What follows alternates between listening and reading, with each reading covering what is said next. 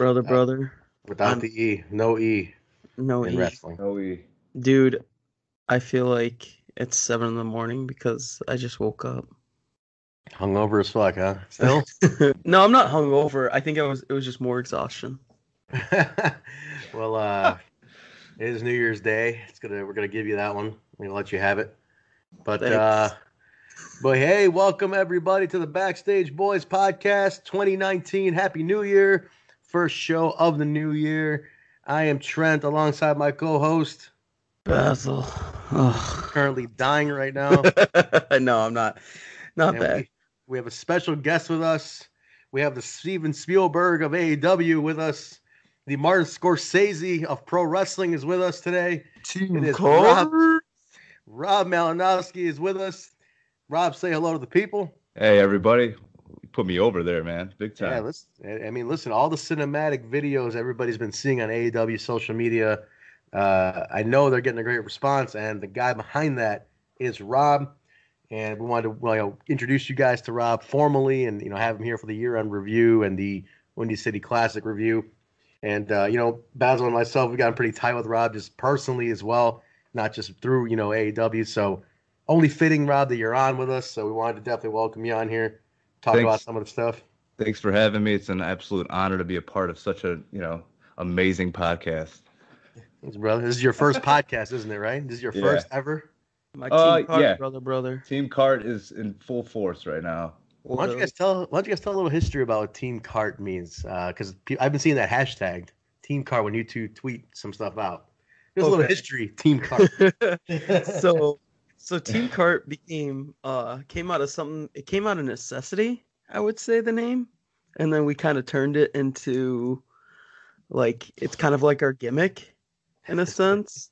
Yeah. Rob bought a dolly little cart thing for one of the LaSalle shows a few months back. Why did you call it a dolly? The whole idea is cart. Cart, so he says dolly. It says dolly. No, who gives a fuck? Okay, so it could be used as a dolly though. Yeah. It's like a dolly, but it's like a cart. We use it. We put a bunch of shit on there. We put all of our shit on there, and we roll into the building with that, and it's like our cart. So we call ourselves Team Cart because we need a fucking cart to bring in our equipment, and it's ridiculous because it's wrestling. You two have a lot of equipment. Too much. Who has more, Rob or Basil? I would say Rob. Yeah, I probably use like 20% of it. I'm starting to get up there. Yeah, see, everything I bring though, I use. Rob's overprepared, man. He's ready. He's. I told you, he's the Martin Scorcese of AEW. He's gotta be ready. Something, and then when you need it, you don't have it. Then you're like all screwed up. So I just we always forget one thing every show. Really? What'd you forget? What'd you guys forget last show?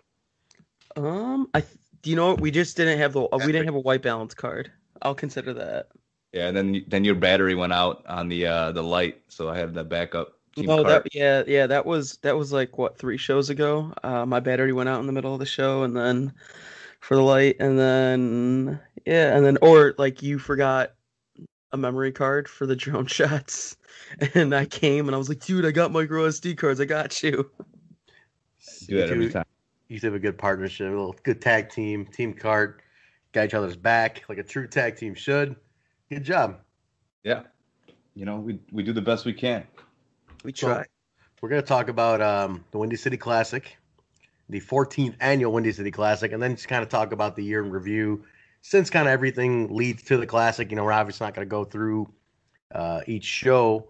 If you want to go through each show, at least from July on, you can listen to the back catalog of this podcast. But we'll talk about how things built up to this show and what we're planning for 2019. Rob's involvement, what Basil's been doing. Things I got going on from the booking side. Just kind of not giving anything away, obviously, but just kind of how we're looking to grow and put a new perspective on things and change the direction of AEW into 2019. So.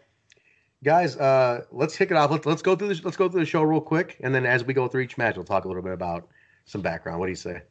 Let's do it. All right, Windy City Classic 2019, Windy City Classic 2018. 2018. Oh my God, I'm already in the new year. Brother, what's going on? Live from Bourbon Street, Marionette Park, Illinois, right outside of Chicago. My personal favorite venue. I know Basil, this is yours as well, right? The Yeah, AW I venues. I love recording at Bourbon Street. Pictures are just so much better. There's a lot of interesting places to record, to make every promo look different, especially during the winter when we don't have access to the outside. Yeah. Rob, what would you say? You've done the AW venues. You never did Berwyn, right? You never No, I were not never with. did. I So think yeah, what I would you mean say? I think that bourbon's probably like as far as overall is probably the best in my opinion because that back room we get to and we can get set up for us as just videographers and photographers is phenomenal. But overall, I mean the venue holds so much and I think there's a lot of room to move around. And plus being on the stage and filming is like the best part because like I'm right there, so it's like the shots come out pretty good.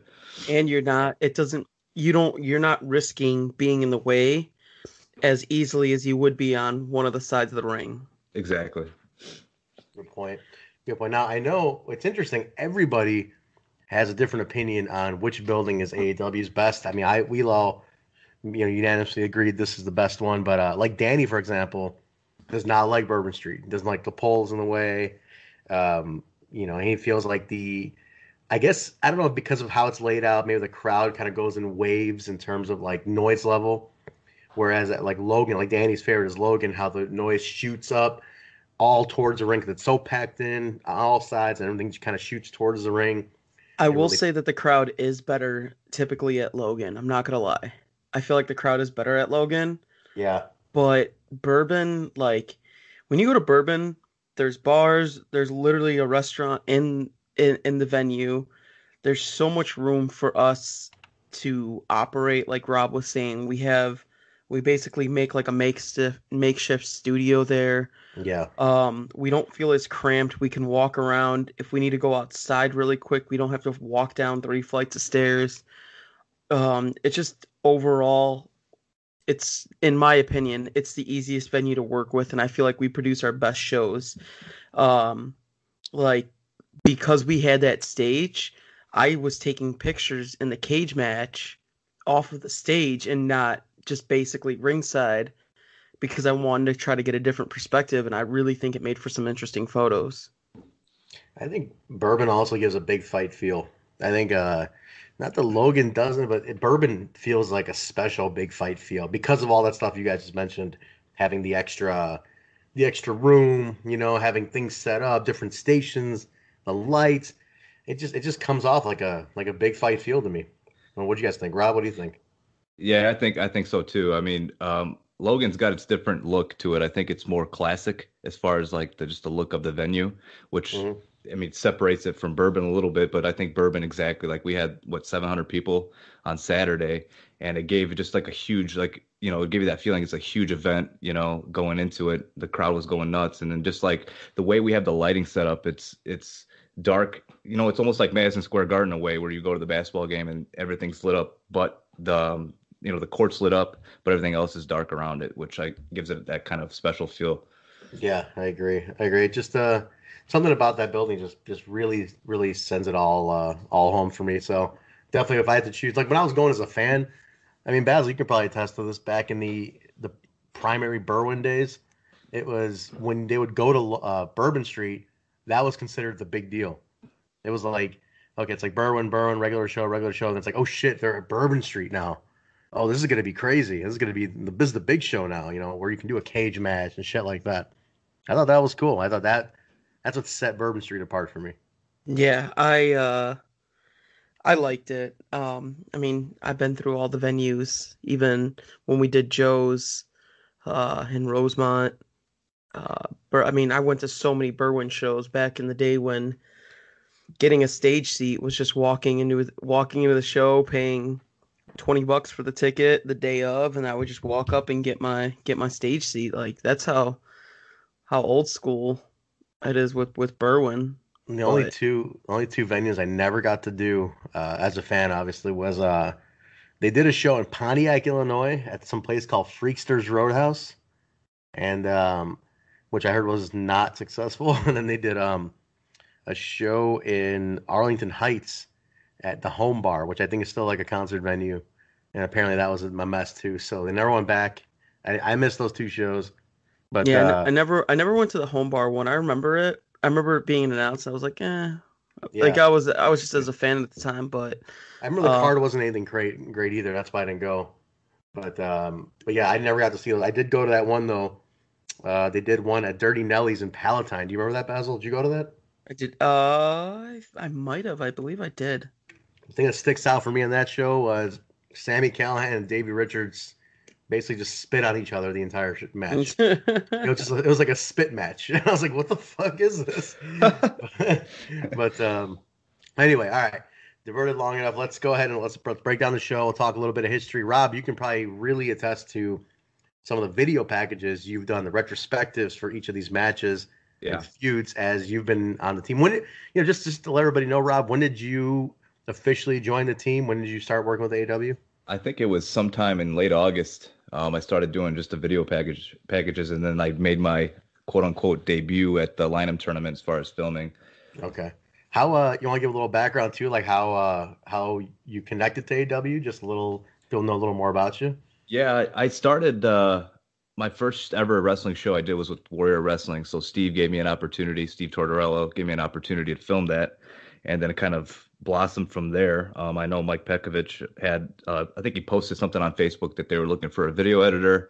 I reached out, gave some examples of my work, and everything from there went where we're at now. So. Very cool. So I'm very happy and very grateful for the opportunity I've been given. So that's awesome, man. Awesome, really cool. And yeah, we love you, man. And in such a short amount of time, it's like I feel like I've known you forever. So I know Basil feels the same way. But especially you two, you guys are makeshift tag team at this point. Makeshift. Yeah. Dude, Rob and I are in contacts. It feels like 24/7. Visual arts. You guys are like the visual art beatdown crew or something. I mean, we even arrive at the show like the same time most of the time. I mean, within minutes apart. Yeah, typically, or like we do know, but yeah, when we just say, yeah, I'm gonna get here, then I'm gonna get here. We're like, okay, cool, and then we end up within 2-3 minutes of each other arriving at the venue. That's awesome. Very cool, guys. It's magical. It's magical. We also came to the same conclusion that we were either cloned from one another or we share one brain. Because the amount of shit that we will say to one another, and then we're like, dude, I was just about to tell you that. That's awesome. Wow. Yeah. One of those things, man. I often feel people sometimes are meant to become friends. You're just meant to like meet certain people in your life, and that's what it comes down to. So cool, Rob. We love it, man. It's awesome getting to know you the last couple months. Appreciate that. All right, let's do this. Let's jump in. We opened up, guys, with the AEW Women's Title match. Kylie Ray, our submission match was Kylie Ray, our champion, taking on Kimberly. A rematch for the title for Kimberly. See if she can get that back. And Kylie retained. Kylie was a retention on this one. She won it not that long ago. So she's pretty early in this title reign, but she's on fire right now. This is her second defense with second defense. Yeah. Yes. Yep. She's on fire right now in all sense of the word. She is completely on fire everywhere she goes. What do you guys see for 2019 for Kylie Ray? I don't know, man. This sky's the limit. Sky's the limit for her, man. Dude, her momentum. Go ahead. Sorry. No. Go. I was saying her momentum right now going to 2019 is just through the roof. I mean, she defended that against Kimberly. Rematch, and then now she won that. So going into 2019, I can only imagine what she can do. Basically, the sky's the limit. You guys have the best seat in the house when you guys see talent like Kylie Ray. What do you guys think? Because everybody's saying she is the next big thing in women's wrestling, up and coming on that independent scene. What do you guys think sets her apart to make her that, in everybody's opinion, the next big thing? Because she's so over so quick and so consistently that it's undeniable where she's going to end up. Well, the thing is with her gimmick, she doesn't do the whole I'm a badass, I'm going to beat you up, like the same old. But when she gets in the ring, that is her gimmick. Like she goes so hard in the ring, and she's super talented, and we've seen her, like, she can have a mean streak when she needs to, and I think that's the best part. She comes out, she's really happy, the Pokemon theme is going, everyone's singing with that, like she gets you hooked right from the beginning. Mm-hmm. So and then her talent carries her on during the match. And then if she's facing like an uber heel or something, she doesn't just stay bubbly and does the same old shit. She changes it up and matches that intensity. Yeah, that's a good point. That's a good point. She definitely has brought an energy to women's wrestling that, like I said, she's not trying to be a badass. She's not trying to be some like tough chick. She's trying to be the fun. I'm your friend, and I happen to do this, and watch me have a good time doing it, kind of thing. But no, she's great in that regard. Rob, what do you think, man? What do you think sets her apart so much? I mean, she's just genuine, you know what I mean? And I think the crowd feels that. And also, I think Basil, when we filmed that promo with her after, I think, was it Legacy show at LaSalle? Oh yeah, this Remember? is the one before her the one before her title match. Exactly. Like that, I think there was like the last like 15 seconds of that promo where she got serious. I think that was like the turning point, going forward, like where she was, take her serious, and I think that was the absolute turning point for her at AAW. That's awesome. Yeah, I think she definitely has something very special, man. She's only to grow from here, so very cool. Let's see where we now, Rob, refresh my memory, Rob. There is a video package for Kylie and Kimber, isn't there? Am I missing that? Yeah, that I think we posted that I think a month ago. Basically it goes through her win Yeah, over Kimber. So I think if you guys haven't seen it, check it out. It's on the Twitter page. I don't know if they put it on YouTube, but it should be there. should be there too. But yeah, definitely check that out. All right, next one, guys. Darby Allin took on. It was a three-way match. Darby Allin, Rich Swann, and Shane Strickland. Darby Allin came out ahead on this one over Rich and Swann. I mean, over Rich and Shane. Real quick, my opinion on this. It's unfortunate. Shane Strickland is so inconsistent with us that I almost feel like, why do we even need him in this match? I mean, I kind of was like, did it add anything to have Shane Strickland in here, or could we have had the same effectiveness if it was just Darby and Rich? Because Rich is pretty consistent, but and Darby, obviously we're growing with Darby, but I feel Shane was just kind of not needed here. I don't know what Shane brought to this match. Not that he himself didn't bring anything, but having him in this three-way, I don't know if it made much sense. What do you guys think? I mean, obviously it feels like I think because of Shane's inconsistency with us, I mean, it's not a bad thing. I think the crowd loves him every time he comes out. He does deliver. But man, there's like something magical happening with Darby, in my opinion. Because I feel like he can be mainstream and still keep himself, his gimmick and everything. Yeah. Because he's that hardcore type wrestler without needing to be bloodied up and all that, and without needing weapons. But if his matches have weapons, it just intensifies that much more. What do you think his appeal is, though, Rob? What do you think? Like, he's a smaller guy, kind of has this goth character.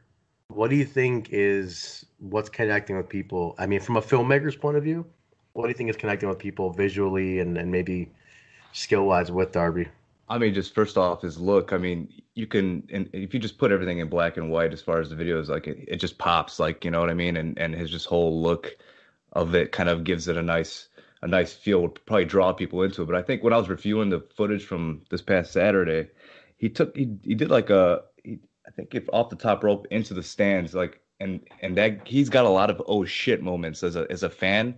When they see that, I think that's what really gets them excited, because he does some things like, being a little bit smaller than the other guys, but he just gets in the air and gets so high up there that's like, damn, So I think that's what really draws the fans into, his character there.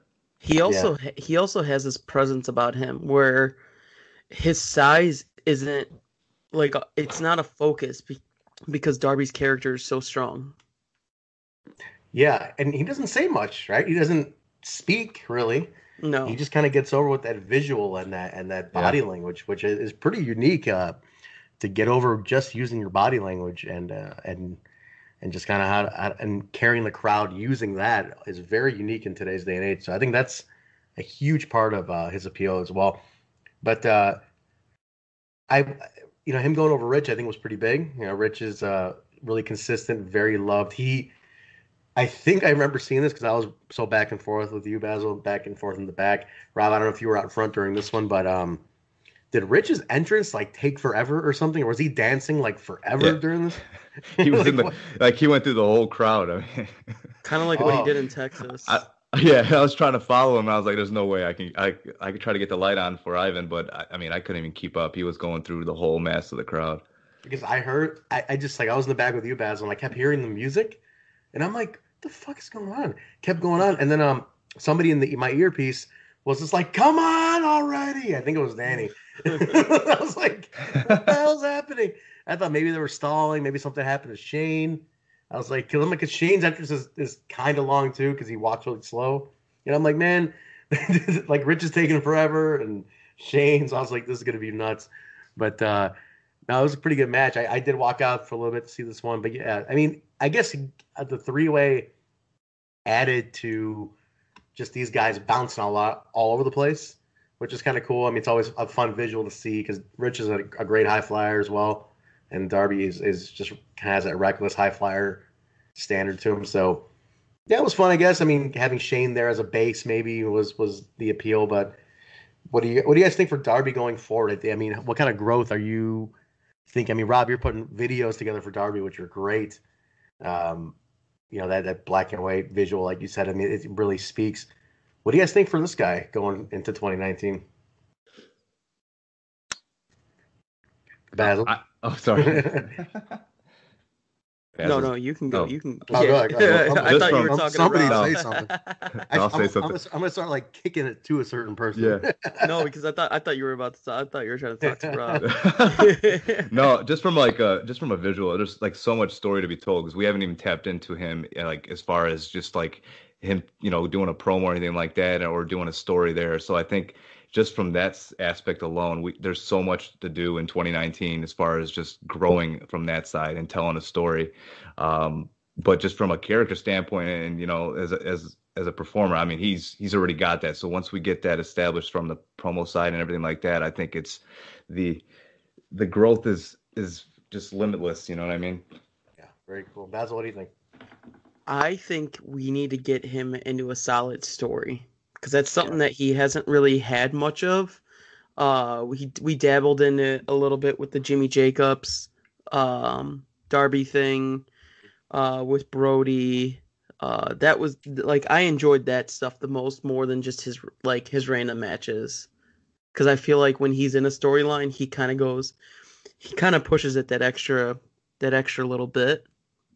Right. So, but it's gonna take story. Thing is, he's gonna eventually have to start talking more in order for us to get him into a story, because there's only. You can only take the kind of the silent movie approach so far. The image can only go so far. He needs to, verbally connect, and I don't know if that's a plan that Danny has down the line, but as a fan watching it, I think I'm going to need more out of him in order to have that connection. And I know we can, like I said, we can take it so far, but after that, it's gonna have to become a direct connection, verbally, more direct, solid feud, consistent. The other thing is, I don't know schedule wise. I don't know how we have him. That's something I wasn't privy to, was how locked in are his dates. And he's got Evolve too. Right, he's into a lot of stuff, and how solid are his dates? Do you even have the room to build a story around him?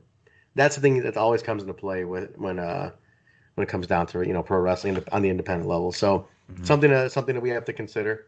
But I would love to see him. He's connecting. He's getting over now. Things are starting to get there with him. So hopefully we got solid dates on him. But all right, cool. Let's jump over from that. All right, now we really start getting into some meat here, guys. This is things that lead into other things. But singles match, David Starr came out. We had a promo. Well, we had the promo, not just the match. Why don't you go ahead and describe that, because you were out there for this one a lot too. Yeah, so we had David Starr and Eddie and Jeff Cobb come out of wrestling, kind of discuss the state of wrestling. Cobb has been a little bit less than in attendance with the recent shows. He's been busy all around the world PWG, ROH, Australia, just all this random stuff. So Busy guy. yeah, he's a busy guy. I mean, a lot of championships in his bag right now. So, He showed but up on the ROH TV title, which I was like, "What are you doing? What are you doing well, bringing that over?" no, but I mean, he was traveling with it, and both myself and Mike Watson asked to take pictures with the belt because um we found out that this was Jeff Cobb's last show. Um, He's so officially Ring of Honor. He's a signee to Ring of Honor now. Ring of Honor. So we were just trying to get some stuff in. I mean, he was traveling with it anyways because He had it on his merch table, my friend. He was looking to milk the photos out of that one. Hey for man, sure. what are you gonna do? It's his last show. What I is don't he blame gonna? him. No, I don't blame him at all. I mean, people want you want to pay for an autograph and then Yeah, but get a it's picture. been a hot thing with his stuff is taking pictures with his belts lately. I Oh mean, no, I agree. I mean, definitely do it. Riddle was allowed to do that back in the day when he had the Progress Atlas Championship and the WWN titles. I'm just He had, saying. I'm just saying. Ring of Honor just took a bunch of our fucking guys, and I'm like, man, you're bringing that belt over here? The fuck? That's hey when man, put you salt hey on man, Danny's wounds. when you gotta sell 8x10s, brother, Brother, gotta sell those gimmicks, brother. Gotta move gotta that sell merch them. table. That's right. You can't get in trouble on the last day of school. It's too late. Too late. That's right. Bag's too heavy. It's not going to clear the baggage the baggage fee. Lighten up some fucking loads. Got to sell some 8x10s and t-shirts. Yep. So, Cobb and Starr had like a little bit of a heated promo, and Cobb himself was, "Hey, let's settle our differences like men. We're in wrestling. Let's have a wrestling match," and Yeah. they did. But it was a good back and forth. But we had Eddie Kingston who was on the outside giving some live commentary to the match. He was sitting in the crowd. He was sitting in the crowd. He was sitting on the stage, and I just see Rob cheesing constantly because I was cracking up, man. That was hilarious. I couldn't hold it in. Commentary? Was he like right? No, he's like doing like "This is awesome" chants and like "Fight forever." Yeah, he was being like a commentator and a fan at the same time, and just screaming like at the match, and we couldn't stop laughing. Everybody, all like me, Watson, Rob, anybody who like Ivan, we could not stop laughing from everything Eddie was saying. It was just too funny. Yeah. What an MVP, man. Eddie, how he just turned it up in the last couple of months has been fantastic. Ever since he had the LAX run with Impact, when he did that LAX thing, like he really upped his game with that, started bringing that to the indies, and I think he got another renewed sense of confidence because that run was so much better than his first Impact run with the DCC and all that stuff, that failure. So this one, I think, really gave him that confidence. He had consistent TV. He was really getting to show his acting chops a lot. And I just saw that shift that when he got to do that, when he brought to AEW, I was like, it was a renewed Eddie. It was a very focused and confident Eddie, more than he'd been in a long time. So I think this has been a really good year for Eddie Kingston. And just stuff like that, how he was playing instigator during this match and how he was really like you said, he had you guys all rolling. I mean, that's awesome. I mean, he had everybody rolling. That's fantastic. The dude is he connects with people, no doubt. No doubt about it. Well, I mean, and then he was also a key part of the match because David's about to use a steel chair on Jeff Cobb. Eddie gets in the ring, takes the chair away from him, sets it down, and then in classic Eddie style does that turnaround back fist and knocks Cobb out, and that sets up a multitude of chair shots to the back from Eddie, and David Starr locks in his patented chin lock to win the match. Rob, I'm sorry, go ahead. Oh, and with that, Jeffrey Cobb is out of wrestling. Jeffrey Cobb is done with wrestling. And Rob, I believe you have a video retrospective that just went out today on New Year's Day about that shows Cobb's firing from wrestling. and what ended up happening. We'll get to the rest of it later, but what basically it's a two stories in one there about Cobb being taken out of wrestling and some new people. But yeah, that went up today. What was it like putting that together? You used pretty much footage only from this last show. Right. How was it? Did you wish you had more? Because I know again Jeff was inconsistent, not having his dates and everything, and David, not I wouldn't say David's inconsistent, but we don't have we have to work around some of his international stuff.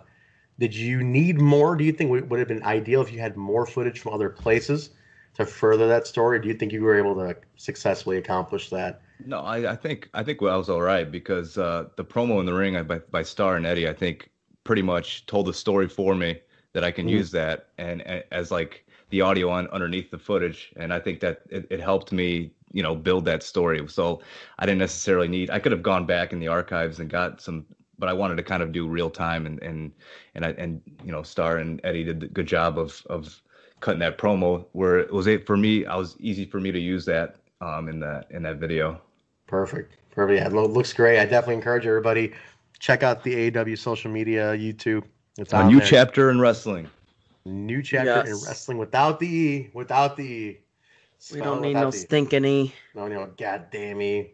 Really cool detail that Basil, you pointed out that Rob did was include the wrestling logo on this video. That's something that it's branded. This is a wrestling production. So this is a wrestling story going on. So that's we're really pushing wrestling. Wrestling is a big part of 2019. I mean, as we'll talk about. I'm pretty excited about it, guys. I think this shift in wrestling is going to be cool. But again, we'll get to that in the main. But all right, after that, 6-man tag team match. Scarlett Bordeaux and the besties in the world, Davey Vega and Matt Fitchett, defeated Kurt Stallion, Jake Something, and Quinn McKay. This was a built feud. This was one that went on.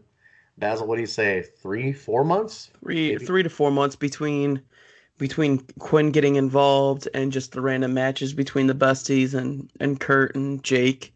Mm-hmm. Yeah, I'd say about 3-4 months. Back and forth matches. They had wins over each other. This goes back to the Destination Chicago and Defining Moment shows. Yeah, the all in weekend shows for sure. Yeah.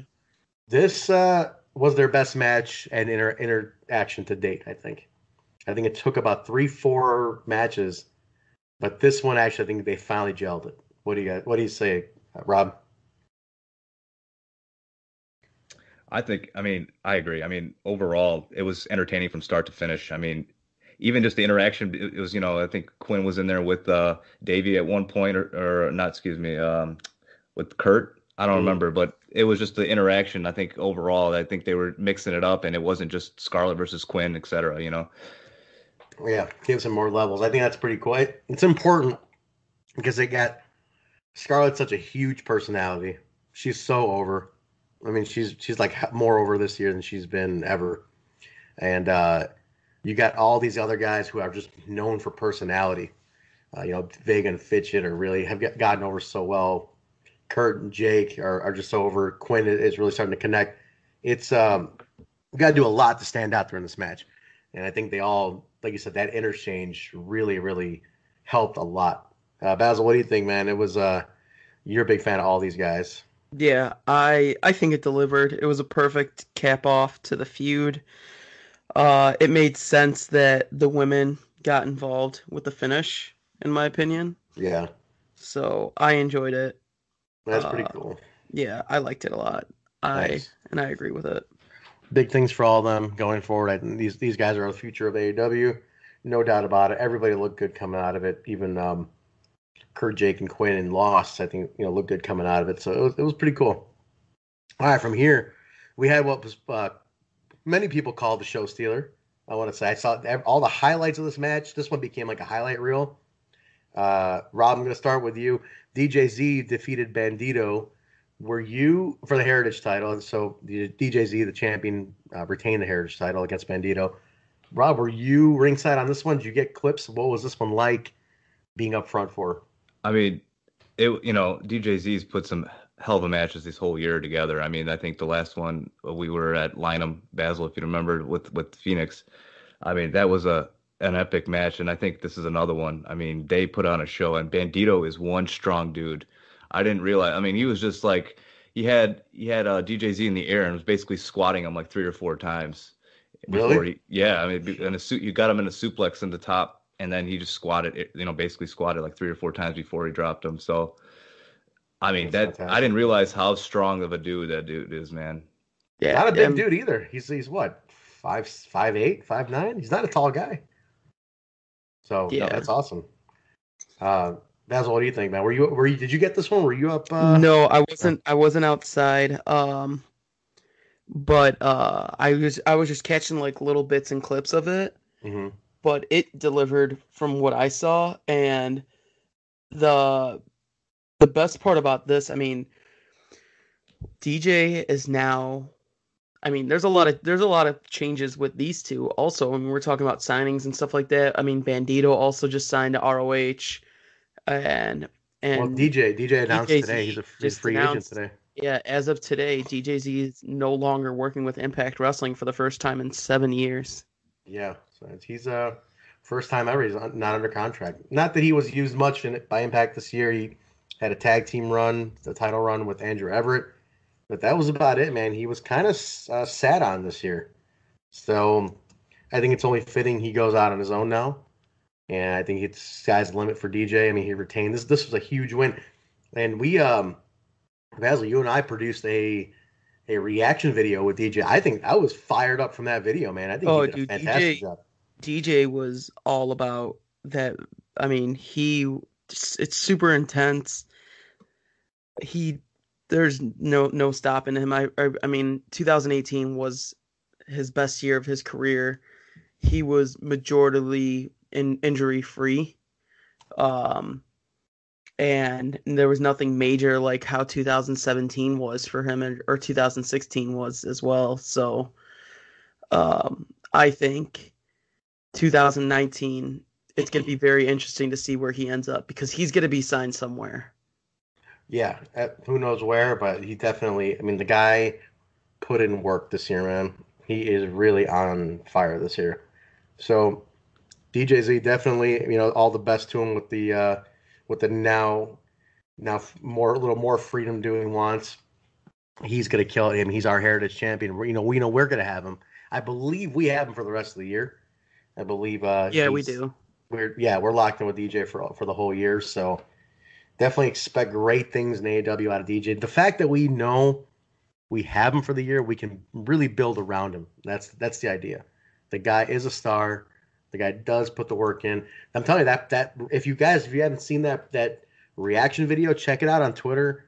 It's 30 seconds, 38. Oh no, what was it, Basil? We timed it.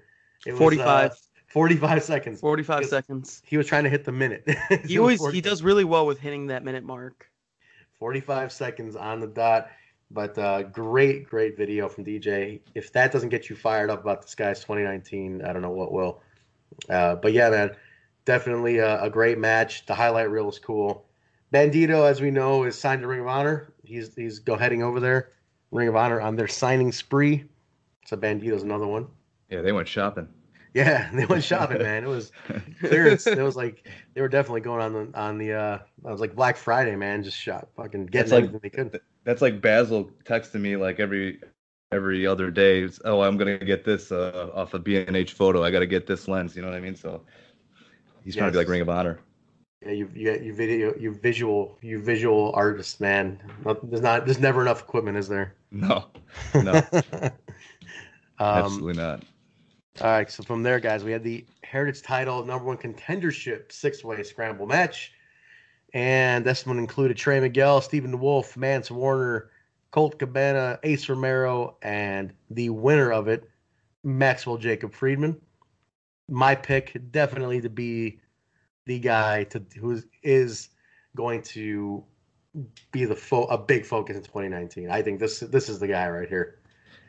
Yeah, I think if you don't, if unless you are missing a pulse, you cannot deny that MJF is the guy. What do you think, Rob? yeah, I agree. I mean, he's the whole package. He can cut a promo. He's good in the ring, and he really pisses a lot of people off, and I think that's good because he's doing his job, and I think that the sky's the limit in 2019. I think he's had a turning point, with winning this match. But going into 2019, I think it's going to be a big, big year for him. Absolutely. Basil, I know you love him. He's your little brother, basically. You've adopted him. And I know you've been a big fan of his since day one. What do you think for this guy? I think we We lose Basil? for a second. Did he fall asleep? Is he dead? No, I don't. I think he went on a biological break. What? Oh, did he not tell anybody he went on a biological break? That's a good way to put it, by the way. Yeah, you like that? He texted us, but I don't think you saw it. But I was trying to keep it smooth, but you asked a question directly to him, so. Son of a bitch! Oh, I'm seeing it right now. This is live. We're live. We're not editing any of this. Basil went to take a piss while leaving us. I didn't see the text, so I kicked it over to him. But I'm gonna kick it back to Rob. This is funny. That no, while we're waiting for him, Rob, we can also talk about how that son of a bitch was an hour and a half late, or almost 2 hours late, to getting into this recording for this podcast. Yeah. I mean, he said, "Oh, let's get ready at 5:00." I'm sitting by my computer trying to fix my microphone and everything, and hour and a half, 2 hours go by. I'm like, "What's going on?" And this guy wakes up like it's 7 a.m. Yeah, I texted you. I'm like, "What's going on?" I'm like, "Yeah, I haven't heard from him." I'm trying to call him, everything. Nobody's hearing anything. And 2 hours later we hear, "Sorry guys, I was passed out, fell asleep, went hard last night." Then we started making a bunch of sexual jokes and fucking with him, and as guys do. Yeah. But yeah, man, he kept us waiting for like 2 hours. What the hell? Yeah, and now we're waiting again. No, I'm back. Look who he is. Oh, he's back. Look who's Yes. back. Look who's back. Is it easy like that, Baz? We can just take piss breaks just because we got a third man on today? No, it wasn't a piss break though. If it wasn't a piss break, that was very quick for the other kind of break. Yeah. Oh, dude, I rushed that one really bad. Born to be wild over here. Yeah. Well, Switch. I'm sorry. Hey, I'm sorry about the little sleeping. It was New Year's. Well, I kicked it over to an empty chair, but I was asking you. I said, MJF is your little brother. What do you expect from this kid in 2019? Nothing. He's a shithead. Piece of shit. He's a spoiled little brat. No. MJF. I'm gonna say this right now. MJF is winning an AAW title, whether it be tag, heritage, or even the heavyweight title. He's winning a title this year. Agreed. It's undeniable, man. MJF is he's the star that you need on your roster. Yeah. And the fact that we got him, it's awesome. He's had all year to get his place, in my opinion. In AEW, he's had a lot of good random stuff that he's done. Most notably the Colt Cabana Cats in the Cradle. Oh my god. One that happened at what was that, at Defining or something like that, I believe. Yeah, it was a defining moment. That was one of my best moments, one of my favorite moments. I didn't know they were doing it. It was great. None of us knew. Like, we usually are pretty keen, but that one took us by surprise. Well, that's the thing. T knew because T had the song queued up. Yeah. So T's the only one who knew, I think. And he kayfabed everybody. That bastard. Definitely. Now, I want to ask you guys real quick about the rest of these guys in this match. You had Ace, Colt, Mance, Stephen Wolf, and Trey. What do we need to do? I felt like these guys were all guys without a feud to go into. Obviously, it's a contender match, so it made sense that these are all the guys who you've kind of gotten credibility with, but they don't have a feud right now. So let's put them. Let's see which one we can put for that contendership. But after this now, I mean, Mance Warner is a fucking star. Can we all agree on that? Like, this guy is good a old star. Mancers. Mancer's a star. I think, Rob, you're putting together something for Mance right now. Lyrics and lap beers. Yeah. There is a film for Mance coming out. So, I mean, this guy has it. I think, but where do we go with it? I mean, what do we do with how do we want to see these guys? I want to see Mance presented like a key player, man. I think he's got it. Where do you think he can be fit into right now as current AEW state What do you guys think, Rob? I think just starting with the vignette that we did from this past Saturday, just kind of keep introducing him, because the whole audience, I don't know if they know him that well, and what I was trying to do with the film and going forward in 2019 is introducing him to the rest of the audience that may not know him. But yeah, he's got so much potential within AAW. I mean, he's just got it, and it's hard to explain what that it is, but you know it when you see it, Yeah, he's got something special to him, and he's such a good person. Also, like, I don't know, there's just something like Rob says, he's got that special it factor. Mm-hmm. And I think once he starts getting his footing in AAW, he starts racking up wins. I think the fans are going to get behind him. He's got a good. He's kind of like this desperado, he reminds me a lot of Terry Funk in a way. He's kind of this like loner, nice guy, does his own thing, not afraid to bet on himself. I mean, he really is very much like a Terry Funk to me, and I like that. I'm a big Terry Funk fan. The first thing I saw was Terry Funk. I think Manser also is admittedly he's a big WCW NWA fan. Oh, he's a huge WCW fan. He posts about WCW Nitro nonstop. I've talked to him about that, and I'm a big WCW guy. That's my thing. And I saw him, and I'm like, man, this guy reminds me of a dude who just stepped out in 1986. He reminds me of. Like I said, he's like a Dusty and Terry Funk. He's Dusty, Terry Funk, Barry Windham, Bunkhouse Buck. He's got that Southern style, man. I mean, he really feels very Jim Crockett Promotions to me.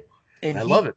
And he can go, we've seen him in death matches and stuff like that. He can literally do everything. I mean, he was IWA Mid-South champion. Now he's a CZW World Champion. He literally doesn't typecast himself into one type of wrestling. He can do comedy. He can do death match. He can just do a regular match. Yeah, he can work. And again, like Terry Funk, brother can work. Brother can work. I love this dude, man. Rob, I cannot wait till this film comes out. That you're dramatic pause. I'm excited. I was really happy how that intro for us, it took about 15 seconds in like one take, and I just was really happy how that came out because it kind of draws you in and sucks you in and like what's gonna happen, and I want to go ahead. What I really liked is my film debut in that clip, that 2.3 seconds of that shot of me talking to you, Basil, and then our voices in there for like a second where you're laughing and I'm like, no, like this, and you laugh. Boom, we made our film debut. I mean, I've been in Rob's films before. Yeah, the DJZ one, you made a cameo there. Yeah, I was. This is not my first time. This is a team card thing. I mean, have to start paying royalties. This is your debut. I was having a great hair day. I mean, Sammy even called my hair pretty. He's like, "You got that pretty hair. You got that pretty hair." He's like, He said, "Mine was all fucked up. I got that. You got that pretty hair." When I saw his hair grow, when I saw Sammy's hair grow, he's like, "My hair is finally starting to grow back and look decent." Yeah, it's definitely. Wait, side note. I had no idea his hair is actually like blondish, like brown blonde. It's like Sandy. Brown. Yeah, he dyes it. I was like, what the fuck? I'm like, Sandy, what the fuck? He's like, dude, I used to dye it. I'm like, wait a minute. You serious? He shouldn't dye it anymore because his hair looks so much better not dyed. I thought he looked better with the black hair. No, but like right now, his hair looks way healthier. Like, well, it's healthier, yeah. If there's anybody to talk about hair, it's you and I.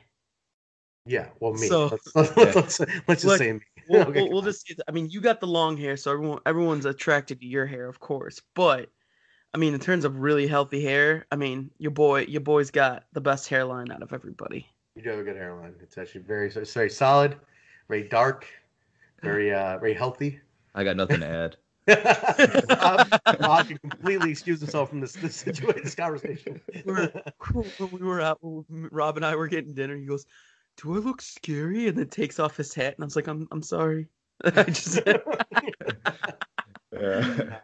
What I was saying really quick with that Manser video, I like that Rob got the shots of me taking Manser's portraits in there, and that was the first time I really got to take portraits at an AAW show. Yeah, it's pretty cool. And your portraits, man, it was Manser Monday yesterday. It's Monday. Manser Monday has a portrait photo that went up on social media. Check that out, everybody. Give it a like. Let Basil know he's doing okay with the portraits. But it's a fun new thing to do. Encourage him. He needs encouragement. He just started doing portraits. Encourage him. He even took a few of me and Nurse Nicole. We got some prom photos out of this. Yeah, you did. Those are going to be edited probably after this recording. I was going to edit them before the episode, but I took a really long 3.5 hour power nap. Even Jeff Cobb got into our prom photo, and we fought over me and the other Hawaiian fought over the other Hawaiian, and the ROH TV title got in the middle of it also. I was like, where did the fucking belt come from? Who cares? That's the fun part with the portraits. Honestly, you don't always have to be all serious about it. Oh, I know. It was great. I think back and I'm like, man, all the years I've watched ROH, I was there when the first TV champ was crowned, and I'm like, man, did I ever think that I'd be taking a portrait photo fighting over the ROH, tugging the ROH TV title away from the turn champion with my girlfriend in the middle of it all? Who would have thought? Welcome to wrestling in 2018. That's all I can say. What a fucking year. It was a great year. But yeah, I'm looking forward to that, Rob. That Manser video is going to be the shit. Can't wait. You have an estimated completion date on that, or is that just a work in progress? Yeah, it's just a work in progress. Okay, cool. So yeah, keep checking back, guys, because when that's released, I expect it to be amazing. Not just like everything else. All right, double dog collar match. We had Jimmy Jacobs and Josh Briggs teaming up for the first time, taking on Jessica Havett and Paco. And this one was intense. It was a double dog collar match. These are right from Danny Daniels' personal collection. We won't get into that. This is Danny's personal life. We're not going to talk about it, but they're good quality stuff. So Jimmy Jacobs and Josh go over Jess and Paco. This was Jimmy's official kind of endorsement of Briggs, right? Am I remembering this correctly? This is kind of like the first Briggs kind of taking to it now. Yeah, I would say Briggs taking to. I wouldn't say it's the first official of them being together because yeah, that's what I meant. Yeah, but yeah, it's them actually working as a cohesive team, and then Jacobs cut a sick promo with Brody King, and Jimmy was wearing the dog collars and the chains and everything around his neck while he cut the promo with Brody. Yes.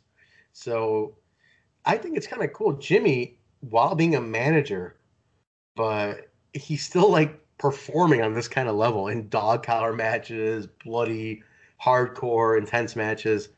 And then at the same time, he's also the head writer, one of the head writers at Impact. Like he's corporate during the week.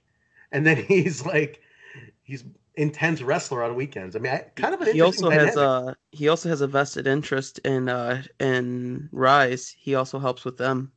Does he really? I didn't know that. Yeah, he helps with seminars and executive produces when they run a show. Well, he does live in Chicago now too. So, Rob, have you gotten any interaction with Jimmy? Have you discussed? He's an idea guy too. I'm wondering if you guys ever shot ideas back and forth with each other. No, I haven't really talked to him yet, but it'd be great to sit down and pick his brain a little bit. Absolutely. He's just got a brilliant mind, and then he's got a track record over 15, 16, 17 years of just brilliance. Yeah, imagine you guys would have a good conversation. He's just such an idea guy, as are you, and I think you guys can really come up with some cool stuff. I imagine Jimmy would be a good subject for you to do a film on too. I mean, it looks like the story he has is pretty interesting.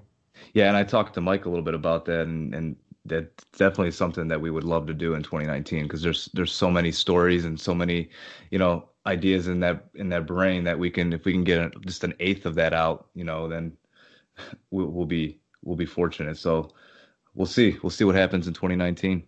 Yeah, I'm looking forward to that. I mean, Jimmy Jacobs is the guy who kind of kickstarted AEW, in terms of really becoming a known presence, and that's something we're gonna get more story on as we talk to Danny. I mean, we've discussed doing some kind of retrospective stuff with Danny. So, and he'll talk more about it. But Jimmy is kind of the guy who kickstarted things off. And again, you said 18-year career. The guy's been around forever, been everywhere, still doing it. Could be a great story to tell, man, for the new year. This guy really has a lot to talk about. But what do you guys think of this partnership, though? Briggs and Jacobs, we planted these seeds a while ago. I mean, Jimmy's been with Brody since Basil. Do you remember when? Jimmy's been with Brody June, I want to say. Yeah, so about a half a year. Yeah. And then we introduced Briggs in, God, am I remembering correctly? Was it September? October? October, yes, because that was the Dia de los Luchadores. Yes, that was the one. So Dia de los Luchadores.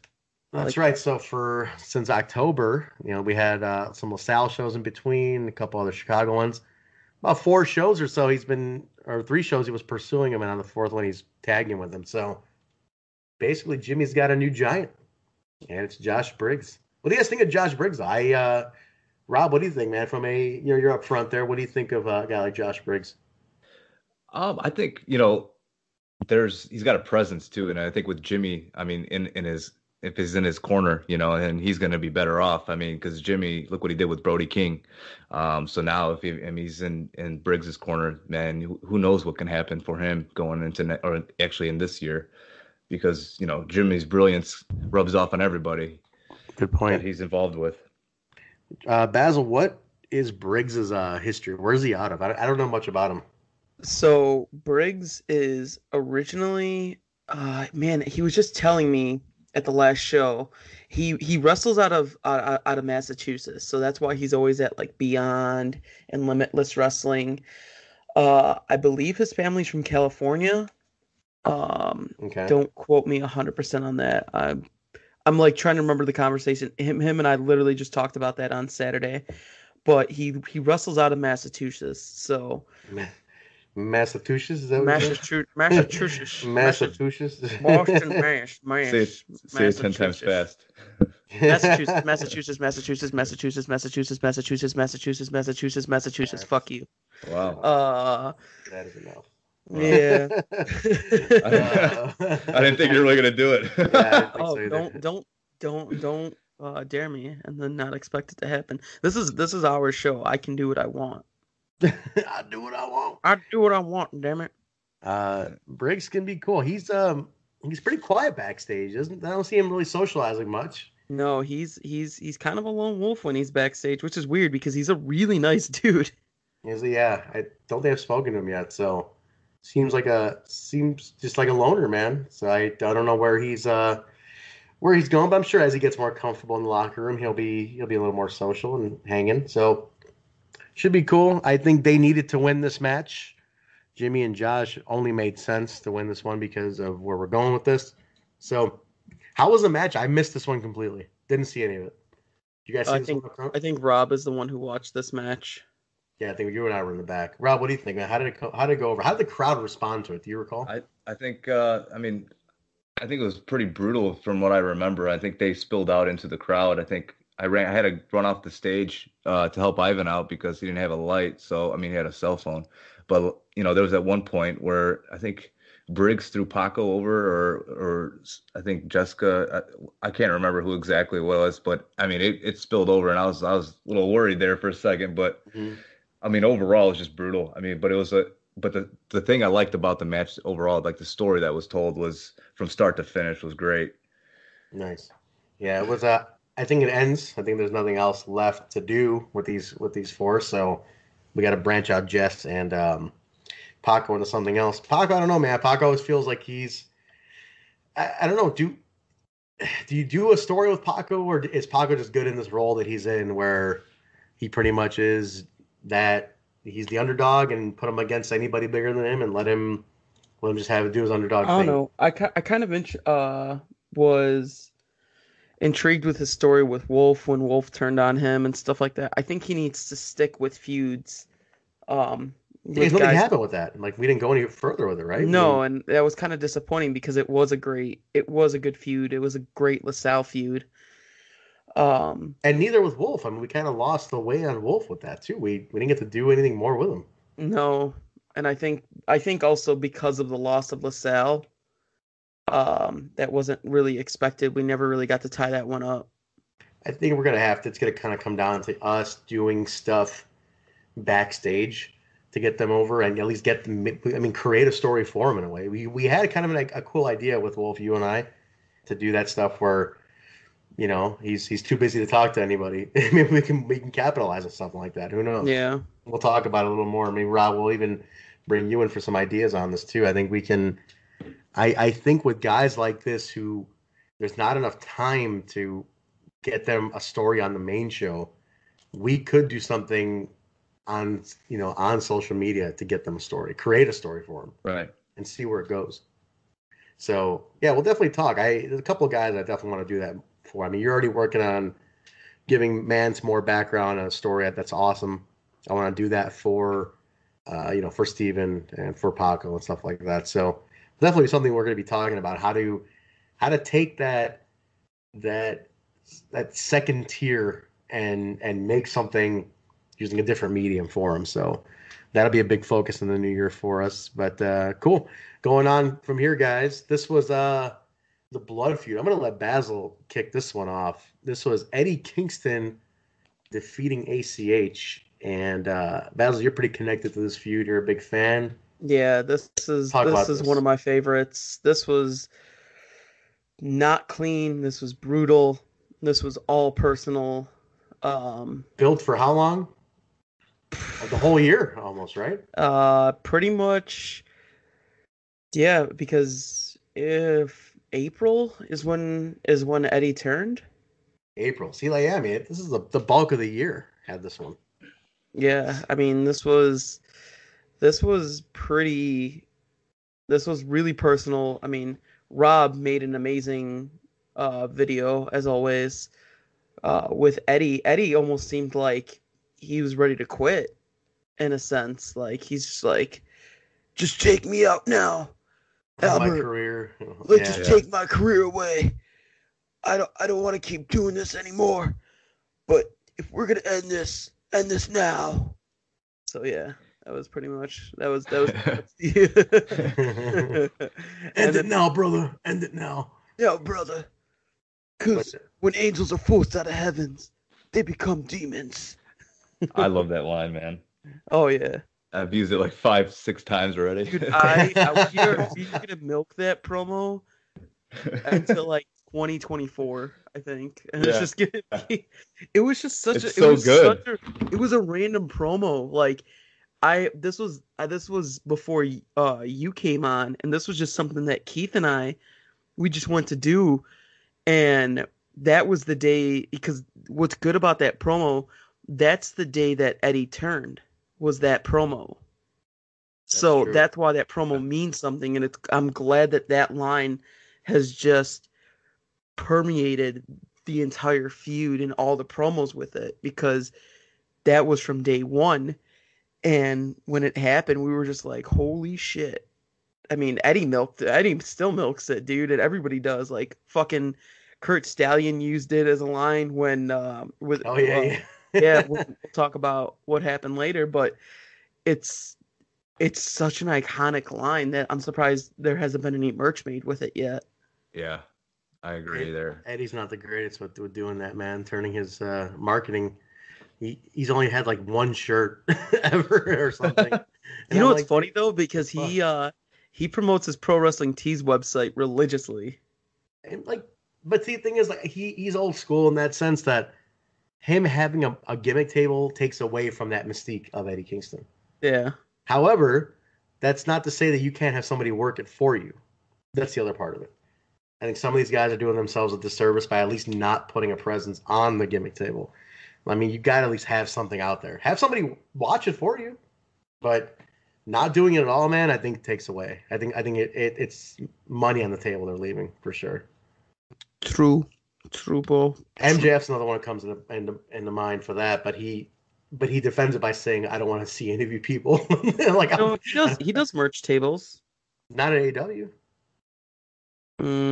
He's done merch tables at AAW. No, when? That's what I'm saying. He's never. I He don't think just he's ever done a he merch ran table. out of merch. Exactly though. Like, No, wait, but like because he goes on so many long tours that he sells out of merch sometimes when he comes to AEW, but he's sold merch plenty of times at AEW. you sure, man? Let's Yeah, ask. I keep my little brother in check. It Chill. is your little brother. It is your little brother. You a Palestinian and your Jewish little brother. You guys have. The best part, I still think my favorite part is at Mania weekend. Uh-huh. He's like, "Yo, ugly, give me $10 and I'll take a picture with you." He was just like, everyone's like, "Could I take a picture?" He's like, $5. Like, I won't take a picture with you for free. It's just like, he's like, "Well, I got 5 friends." He goes, "That's $25." Like one picture. No, they did it too. It was $25 man. for one picture. They paid for this? Yeah. Fucking man. That's awesome. I love it. Eddie beats ACH. What do you guys think, man? This was the build and the end of a huge feud. Well, a little birdie. Everyone thinks I mean, this is the end, right? I mean, we all know about news of ACH. We've all heard the rumors, but as far as we know, it's the end, man. As far as we know. So, Well, I mean, who knows? ACH at the end of he gave an emotional promo, and at the end of it, he said, "You will see me back in an AEW ring." I believe is true. something like that. So I don't know what he means by that. I personally don't.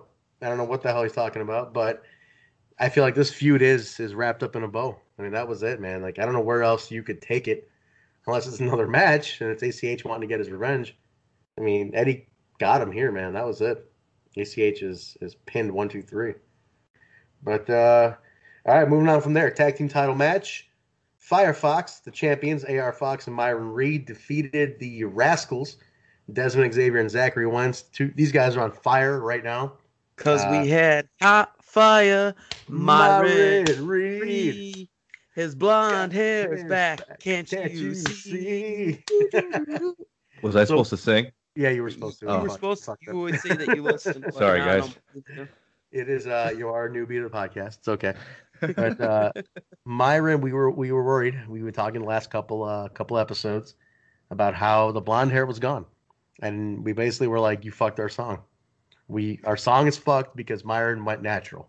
But we came in backstage and we looked over, and Myron Reed's got blonde hair, and all is good in the world again. Baz looked at me and goes, "You see Myron's hair?" I'm like, "You're fucking right, I did." I'm like, "Song's back on the taping." Yeah, buddy. No, it was cool. I'm glad because it was getting over. The Myron Reed Hot Fire song was getting over. He's gonna start coming out to that song. Getting over, brother. He's gonna come out to that song in 2019. Just watch. But yeah, the tag team champions Hot Fire, they retained against the Rascals, who were completely on fire. Even their move is called Hot Fire Flame, their finishing move. A lot of fire in this fucking match. Fire Fox, Hot Fire Flame, Hot Fire Myron Reed. A lot of fire going on. This is a pyromaniac stream, this match. Guys, thoughts? Basil, what do you think about Firefox going forward, man? You think this is a long title reign coming up? I mean, I wasn't the most keen on it at first. I thought it was going to be a quick one, but I'm glad it wasn't. I'm glad I was wrong. I feel that Fox's title reigns before were really pretty random because his reign did go into Jeff Cobb's turning heel, joining wrestling, but I like this one because it's that mentor-mentee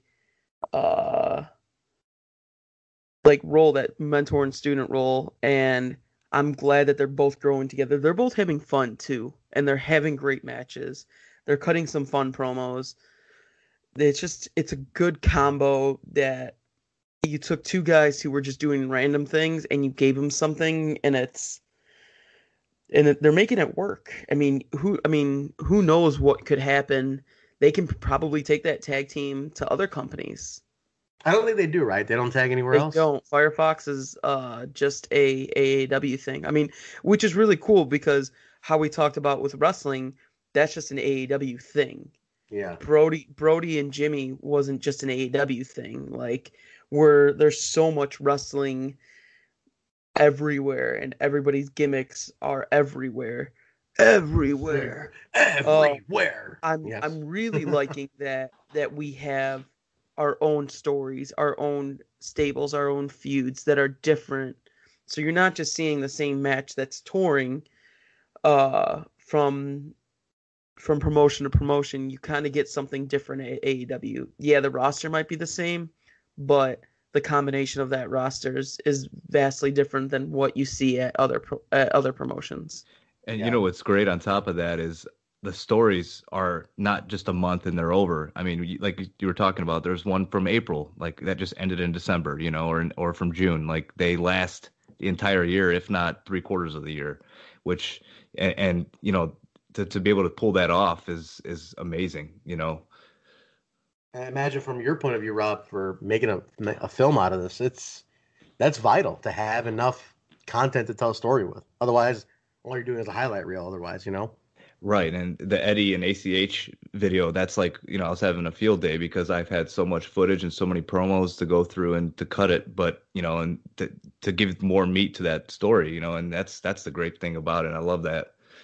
That's awesome. Yeah, it's this is a good one, man. I think we're gonna have a lot, and like you said, Basil, it's unique to AEW. It's our thing. You know, you can't get this anywhere else. You have to come to AEW to see this team. So that's going to be cool. There's a lot of story to be told here. I mean, protege mentor, where it goes, how they defend the titles, eventual lose the titles, where they stay together, do they feud? I mean, these guys, there's so much you can do with a story like this, and then when it eventually starts to peak, you have so much to go back on, which I think, guys, we got to start really kind of documenting more of Firefox. Let's start getting more of them backstage. Tell more story. I want to build up that mentor mentee thing. I don't think we've really gotten that point across as much to the people. So that's something we can definitely look into. Yeah, I agree. All right, here we go. This was the big one, guys. Main event of the evening. This is the T-bone steak. This is your New Year's. This is your New Year's meal right here, guys. This is your celebratory big meal, big match of the cap off 2018 heavyweight title match. The winner of the Jim Lina Memorial Tournament, Sami Callihan, challenged Brody King for the AAW heavyweight title in a cage. Goddamn, you guys were front and center. I actually stopped everything, took off my earpiece, and I sit on the side of the stage and watched this one too. I had to watch it, see how it went, so I had a good spot for it. I was next to the unicorns for this one. But Sami Callihan wins the title in a intense feud. Rob, I'm going to start with you. You were right there, man. You had your camera right up front. How did this one come off? Weapons and all that brutality going on?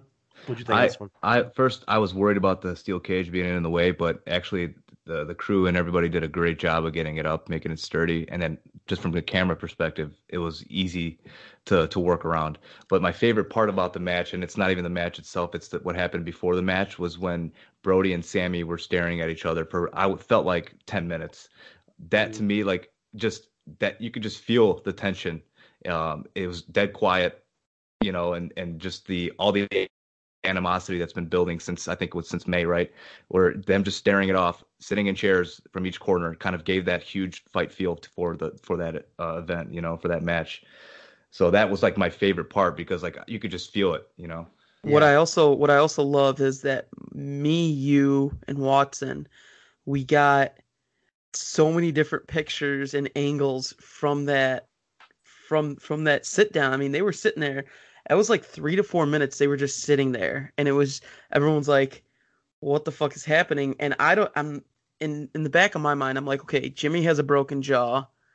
They're not gonna go hard in this match." And I think they were just trying to milk it. Fuck, was I wrong? because Yeah, let's just point that out. Brody had a broken jaw. That was Brody wired had shut. wired shut. Watson got this great picture of, and you can see the wires, like, and that's it. Oh, it's fucking insane. Yeah, dude, Yeah, that's nuts. That is nothing but insane. respect. Nothing but respect for Brody, man. I mean, if you saw even Basil when you shot that promo, you can see it. Like you could just see that wire when he's cutting the promo. So Yeah, it's was so hardcore. And then so Rob and I were kind of sharing the stage because I was like, you know what, I wanna do things a little different. I'm gonna go run and grab the wide angle lens. And I did that, and it got this crazy perspective of the match. It got the entire cage because the cage, if you weren't there, which sucks to be you, was old school like WWF style cage where it had the bars. It wasn't like a steel fence cage that everybody tries to do now. It was the bars, so I couldn't just really just move my camera around. And if I was gonna move it across the bars, I was risking getting out of focus, losing shots a lot. So I got the wide angle lens and just kind of stuck it in one of the holes throughout the entire match and just was snapping pictures, and it made for some really good perspectives in my opinion. Nice. Yeah, it looked really cool. You showed me some of the stuff. Looked really, really cool. That was but and you guys were in the perfect spot. I mean, you're on that stage, you're level with the ring. How cool was that? I mean, just to be up close for that, that must have been amazing. It was super fun uh to because when Rob and I get to share like the same space, I mean, we pretty much know to look for each other. Hmm. At this point without bumping into each other. We just kind of just look back real quick or whatever. We try to give each other a good angle, and it worked out really well with being on the stage. Everybody and all the fans were really chill about it. Um, I try not to be in anybody's way or anything like that, so I actually was sitting down during the match, sitting down on the stage taking pictures. Yeah, I was kind of standing and sitting on that side, and it just that was a captivating match, man. It really was like you could get lost in it. I can imagine you guys filming it.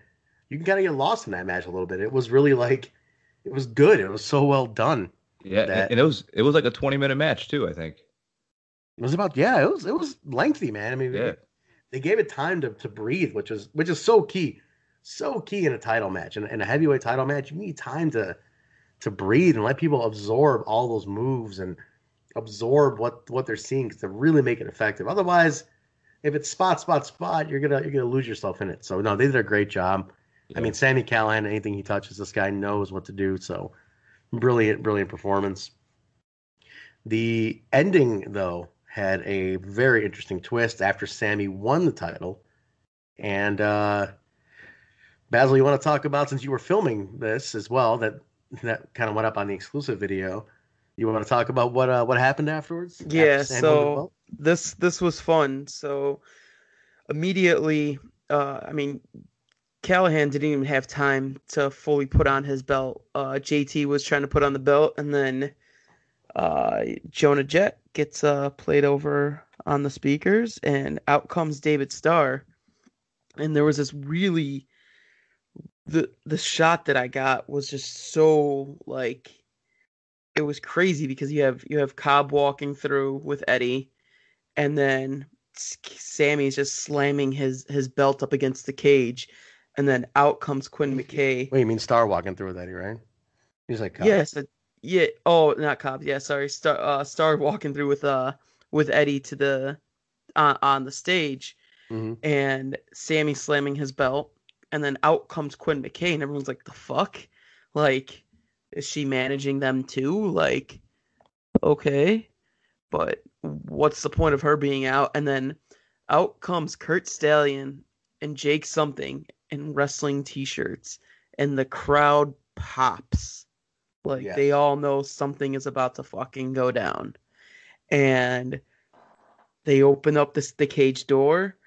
So it was so cool because something goes in through the second rope, and Stallion, because of his size, he's able to do this. He kind of jumps over something, and they both attack JT and Sammy and just go into this brawl. And then Eddie gets involved, and David gets involved, and Quinn's involved, and it's just this beatdown. And we get presented with ourselves with Sami on the ground, Brody on the ground, JT is on the ground, and David takes the AAW Heavyweight Championship, puts it over his shoulder, and we get a photo op with the new wrestling, the new chapter of wrestling. And that beatdown was intense, man. They beat the shit out of Sami and JT. JT took some wicked beating during this, man. Licks. Yeah. And Rob, you were like on that corner where JT was getting tossed around a lot, man. How did it look up close? I mean, it's if you look at I think it's in the new chapter video. I put a clip. I think Jake something was literally like choking him with the shirt, and then you got Basil hanging off the cage trying to get a shot. Oh my God, yeah, this was. I was like, well, I didn't want anybody to get thrown through the door and then me just completely get wiped out. So I'm hanging off the stage, holding on to the cage, and then holding my camera to get that shot at the end.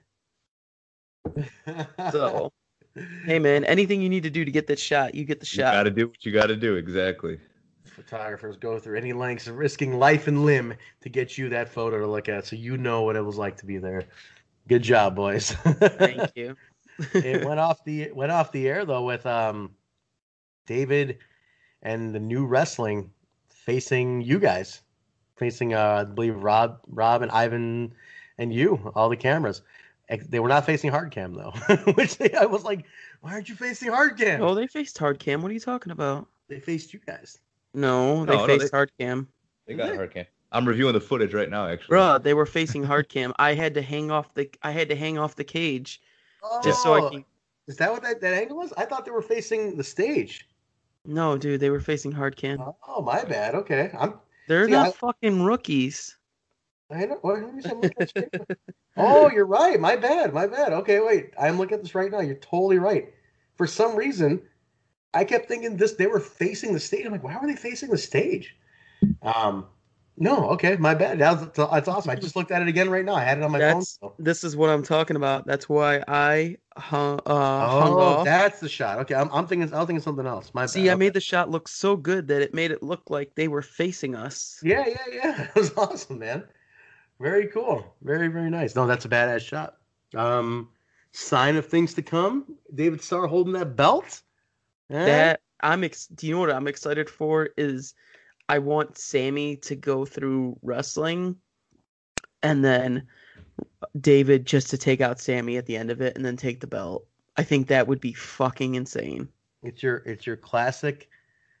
It doesn't even need to be more complicated than that, right? It's your classic Horseman setup. Yeah. And, you can do it. That's the idea. You go through them all. You protect the champion. All the King's men get in front, throw themselves in front of the King's body to protect them. That's the idea. And I think the first one's gonna be. I think I would assume you throw Kingston in there first because he's got some history. You give him the rookie, you give him the young boy Kurt, and then you give Jake, who's the biggest challenge of all. Jake's gonna be the King Slayer, the big man, the giant, and then might take a few attempts, but then you get to Starr. So I think it's definitely doable, man, and it's a really cool story. I remember I told Kurt, I said I was like, man, you need to go in there, and this needs to be you need to be the motherfucker of this group, man. You need to be like the Tully Blanchard of this thing, like the motherfucker who knows what he's doing. But I'm like, he's a Texas boy too, just like you. I'm like, motherfuck that segment, man. You got this. And he's like, man, like Tully Blanchard, huh? And I'm like, yeah, dude. I'm like, Tully was like the guy who was in control, but can motherfuck you at the same time. I'm like, you need to do that shit. And then Kurt, you guys probably got photos of this. Kurt, at one point when Sami was down and they all were like posing over Sami's body, he laid down in between Sami's like legs. Like, you guys catch this? He was kind of like laying down as if it was like he was kind of just putting his elbow on Sami's stomach and just kind of like, yep, like basically treating Sami like he was a piece of shit, and like just laid down on it, like in between his legs. It was kind of like, yep, just had a posing, one arm up. All of that was it was so fast and insane. Like, I'm glad that Rob and I get to record it, because sometimes these shows go by so fast and I miss all these little details, that the fact that we get to record the majority of the show between pictures and videos gets to make us relive it in a different way before Yeah. we put it out, and we get to kind of relive the match in a Yeah. sense. Definitely watch it. Watch that. Watch Kurt when you watch the footage back. He's great. I was like, dude, it's like you fucking nailed it. You nailed exactly what you need it to be. Yeah, I thought he did a great job. Yeah. But now what it comes down to is these guys seizing this opportunity. You know, you have a huge we have basically kickstarted the 2019 storyline. This is the headline storyline. Now everything builds off of this. So huge opportunity for all these guys to make something out of it. So it's where it goes from there. It really just comes down to where we go. So we'll see. Really quickly, because I know we're kind of going long here, but it's okay. It's a year-end episode. We get to, and we got Team Cart in the building, so Team Cart. Team Cart. Let's go over some of our favorite moments from 2018. Let's do I think favorite moment, favorite feud, and favorite match. Ooh, you kick it off since you brought it up. Okay. Favorite match. I'm sticking to my guns on this one. DJZ versus Ray Phoenix, Jim Lina Memorial Tournament Night 2 was just. If you haven't seen the match, you fucked up. You're fucking up. You need to fix it. You need to watch this match. Like, just super impressed with the both of them. They both always entertain me very well. But this match was just something. There was something different about it, and it didn't need to be anything this crazy, but it was. So that's what my pick is for match of the year. What about you guys? I agree with you. Like, I have a close second, or I would say a two-way tie for first, is the 60-minute Iron Man match between Trevor Lee and ACH. I think that match was absolutely phenomenal. From AAW Unstoppable. Yeah. Unstoppable. From start to finish. I mean, that had you invested the entire way, and I think that both guys did a hell of a job. And I think the whole crowd was invested as well. Like, you know, people kept looking at their clocks like, oh, holy shit, this is going even longer. It's 20 minutes, 25, 30, 35, you know? And I think that is going to be one of those iconic matches that when we look back a few years back, that's going to be one that's going to be still talked about. That one, yeah, is already getting that kind of legendary talk about status. You know, people are really already kind of buzzing about that one as a independent match of the year, which is great. For me though, you guys are gonna laugh, but I think honestly, my favorite one has been the main that we just saw at the Windy City Classic, Sami and Brody. I don't think that's something to laugh at. I honestly, that one completely did everything I needed it to do. That one complete, and the story that, like Rob mentioned earlier, that sit down stare was totally awesome. I think that started it off in such a way that I was already invested from the sit down, and that one and where it went and what happened with it, the big blow off.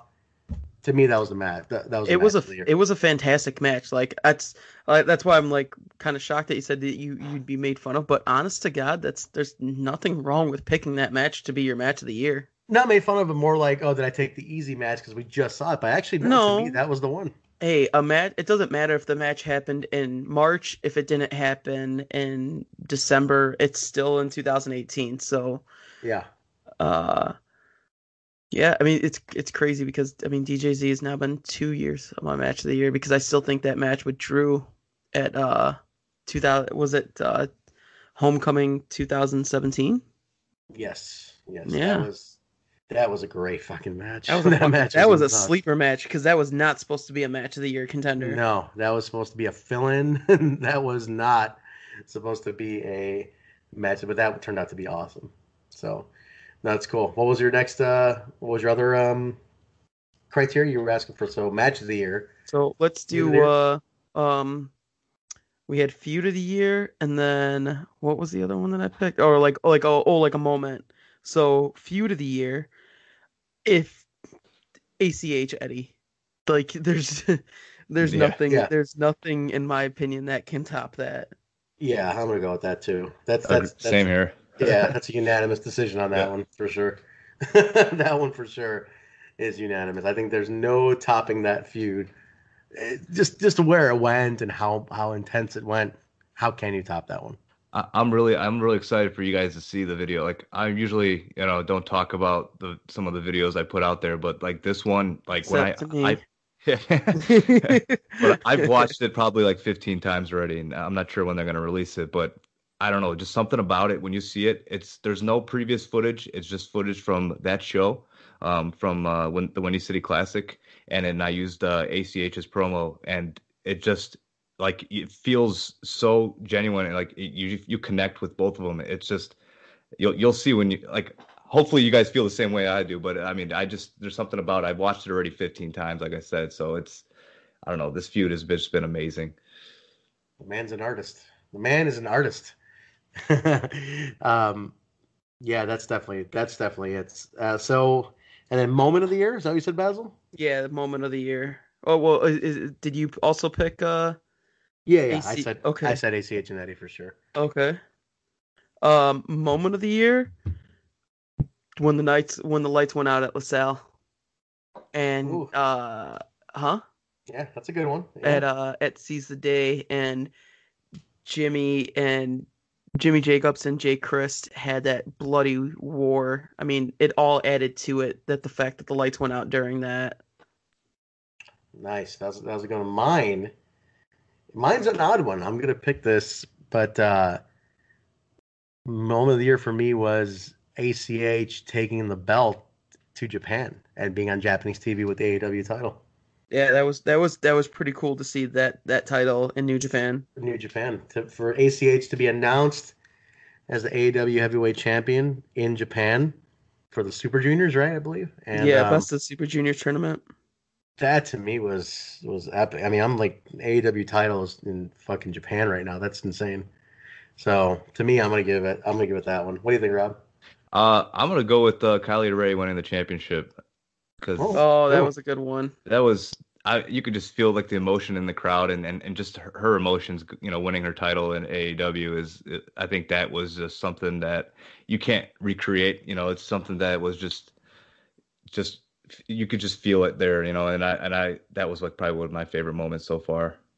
Yeah, that was a great moment. Great moment. Cool, man. Yeah, definitely a hell of a year. We left LaSalle this year. We had a lot of good stuff, a lot of champions crowned, a lot of new people come in, a lot of people leave, a lot of new fans. I mean, we got press in different areas. I mean, all sorts of stuff happened in 2018. It was a big year for AEW.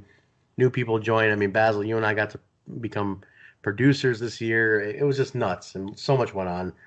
But 2019 is only looking better. We are all set. All of us are going to Austin on the 8th of February. So we'll be Yes, heading to sir. Austin. Plane tickets are booked. We need to figure out where the hell we're going to sleep, though, guys. We're going to figure that out soon. But we're all going to Austin, and that should be great. So, I mean, we're already like, I love that we already have a trip planned. We're already going somewhere else, and other towns are being considered. Got a lot of cool stuff, and we will be traveling this year for wrestling, which I'm excited about. That makes me happy. I mean, Mhm. this weekend, Basil, you and I, with some other people, are going down to Nashville for Impact. And you want to tell people something really quick, cool about that, since you did make it public. I You did want to make it mention? public. You want to mention something about I'll that? officially make it on here as well. Yeah. I will be the ringside photographer for Impact Wrestling in Nashville for the Homecoming pay-per-view and the TV tapings debut for the uh, Pursuit channel, I believe it Yeah. is. Yes, So sir. Super proud of you. That's amazing. That's huge. You are yeah, the ringside photographer for Impact Wrestling. it That's still big. hasn't it still hasn't hit me yet. Like I think once you're there yeah, and you kind of look from the ringside to that entranceway, and you're kind of like, holy shit! Like, I mean, you also watch the Wednesday night pay-per-views in that building, so it's gonna hit you there, and it'll probably be like, holy fuck, what is happening right now? So that's amazing. I can't wait to see you from my seat. We're proudly going down there to have a good time. That should be a lot of fun. Yeah, But yeah. no, I'm excited for that. Kill it, brother. Killer brother. Rob, you're gonna hopefully make all these other trips with us too, man. As we plan more wrestling trips this year, it should just be a blast. So yeah, looking forward to it, guys. 2019 is gonna be a lot of fun. Anything else to add? I'm gonna let Rob do his plugs, and then I'll do our plugs, and we'll get the hell out of here because this episode's been what, 2 hours? It is an hour and 35 minutes. Man. Beautiful. Rob, plug it away. Tell people where they can find you. All right, on Twitter, the Polish Rob, and on Instagram is the #1 Polish Rob. Cool. Do you have your own YouTube channel as well, or? I haven't posted on there in a while, but I still have some stuff on there. It's just my name, Rob Malinowski. All right, cool. Look up Rob, guys. Follow him. Stay up to date with what he's doing. He's not just limited to wrestling either. You guys need a videographer. You guys need a guy to capture your moments. Talk to Rob, because if you see the work he does for AAW, absolutely you can see how good his quality is. So definitely hit him up. You can find me personally on Twitter or Instagram at Vanilla Joke. You can find Basil at BZ. That's B, 2 E's, 4 Z's, and a Y. You can find this show on Twitter and Facebook at the BSB show. Type it up or type in the Backstage Boys podcast. That'll come right up. Basil, we have that Instagram ready yet? That's 2019. I think we should. You did say next year. Is that Instagram ready to go yet or not? Next week. Next week it is. Next week it is for the Instagram. Finally, we're getting to the Instagram. We're getting closer. I can't wait. Closer and closer, guys. Closer and closer. We're closing that gap. But you can find this show wherever podcasts are found, on Apple iTunes, Apple iTunes, Stitcher, not Twitter, Stitcher, SoundCloud, Google Play, iHeartRadio, TuneIn Radio, and Spotify. Like, review, subscribe. Let us know what you think. Follow us. You'll know when episodes drop. Give us your feedback. Rate the show. Leave your comments. Everything. Tell people about it. Share it. As you see, we talk AAW, independent wrestling from a production standpoint. If you're interested in that kind of stuff, jump on with us. But Basil, have I missed anything? I think we got everything. We even got your big announcement in there. So you got the big announcement. You can check all my photos out at basilmahmood.com. That's BASILMAHMUD.